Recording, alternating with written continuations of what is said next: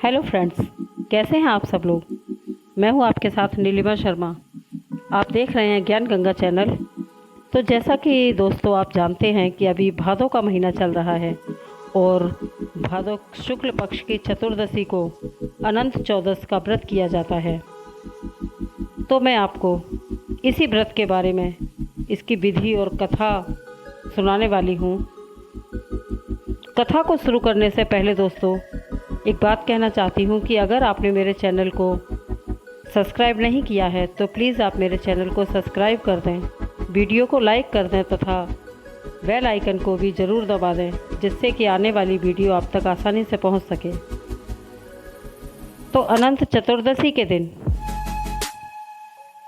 अनंत भगवान श्री विष्णु भगवान का व्रत किया जाता है। ये विष्णु भगवान की भक्ति का दिन है। तो मित्रों, इसकी विधि इस प्रकार से है कि सुबह में स्नान करके कलश की स्थापना की जाती है। कलश पर अष्टदल कमल के समान बने बर्तन में कुशा से निर्मित अनंत भगवान की स्थापना की जाती है।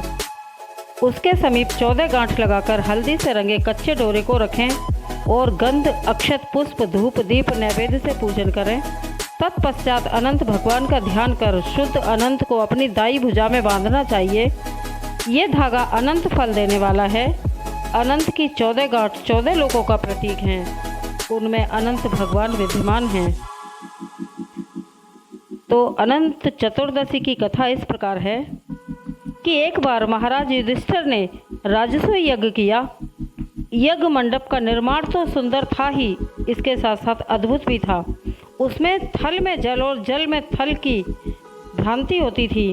यज्ञ मंडप की शोभा निहारते निहारते दुर्योधन एक जगह को थल समझकर जल के कुंड में जा गिरा। द्रौपदी ने उसका उपहास उड़ाते हुए कहा कि अंधे की संतान भी अंधी है। यह बात उसके हृदय में बाण की तरह चुभ गई। कुछ दिनों बाद इसका बदला लेने के लिए पांडवों को हस्तिनापुर बुलाकर ध्रुव क्रीड़ा में छल से परास्त किया। परास्त होकर पांडवों को 12 वर्ष का वनवास भोगना पड़ा। वन में रहते हुए पांडवों को अनेक कष्टों को सहना पड़ा। एक दिन वन में युधिष्ठिर से मिलने भगवान श्री कृष्ण आए। युधिष्ठिर ने उनसे सब वृत्तांत कह सुनाया और उसे दूर करने का उपाय पूछा। तब कृष्ण भगवान ने उन्हें भगवान अनंत का व्रत करने को कहा और कहा कि इससे तुम्हारा खोया हुआ राज्य फिर से प्राप्त हो जाएगा। इसके बाद श्री कृष्ण ने युधिष्ठिर को एक कथा सुनाई।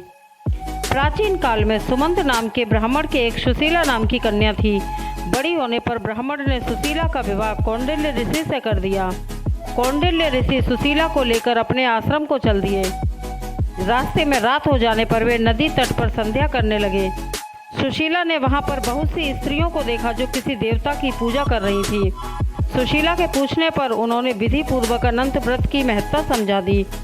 सुशीला ने वहीं उस व्रत का अनुष्ठान करके 14 गांठों वाला डोरा हाथ में बांध लिया और अपने पति के पास आ गई।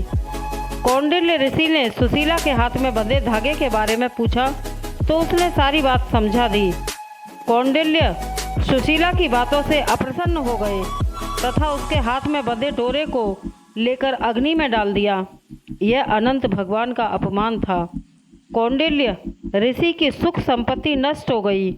सुशीला ने इसका कारण डोरे के जलने की बात दोहराई। पश्चाताप करते हुए ऋषि भगवान अनंत की खोज में वन में चले गए।